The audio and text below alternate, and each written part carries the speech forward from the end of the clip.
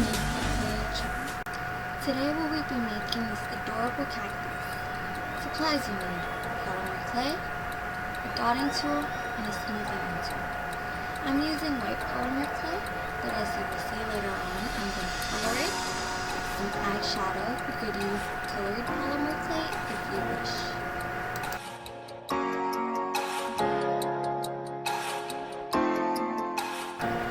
Here I am just blending up the clay to soften it up with my hand.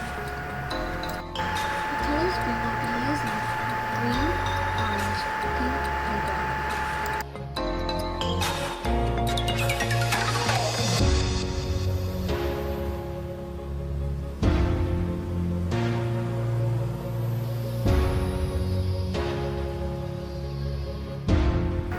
Here I'm taking apart a little bit of orange and setting it aside for later.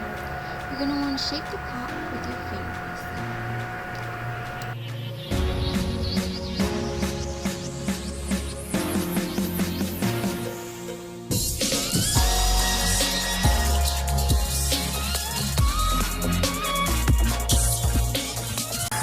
Once you have the desired pot shape, take a piece of brown clay, roll it up into a ball, and flatten it out to fit into the pot.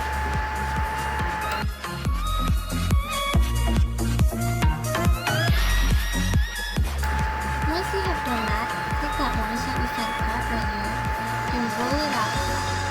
Here I'm using some popsicle sticks to help me keep an even thickness throughout.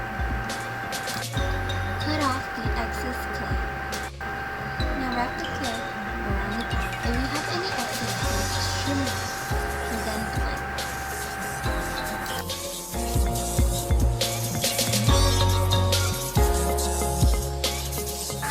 Now with the sharp tool, I'm using a wooden cuticle pusher.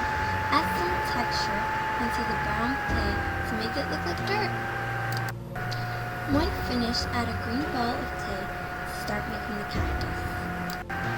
Here, I am taking a piece of the pink clay and rolling it into a little ball to make the second part of the cactus. Then, I am taking a dotting tool and making an indentation along the sides. When you have finished the shape, then roll out 5 tiny tic-tac shapes to make flower cups. You will need 2 flowers, one to put on the top and one to put on the side. Once you are happy with your creation, to turn it into a charm, we will be using an eye pin. You measure it and then stick it in.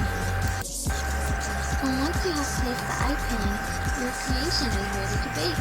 Bake according to your clay's instruction. Mine says 275 for 15 minutes.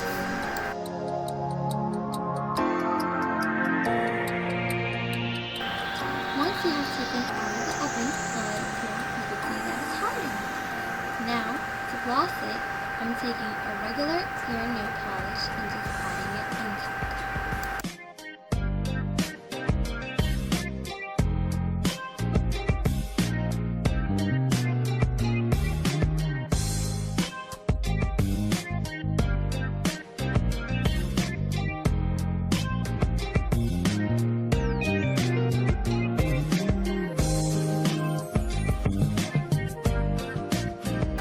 Once glossy and dry, we will be taking a jump ring and hooking it through the eye pin that we placed earlier.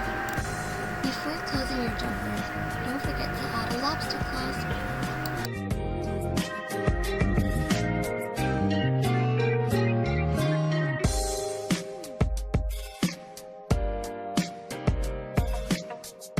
And now you have this adorable charm that you could wear on a bracelet, a necklace, or anything you'd like.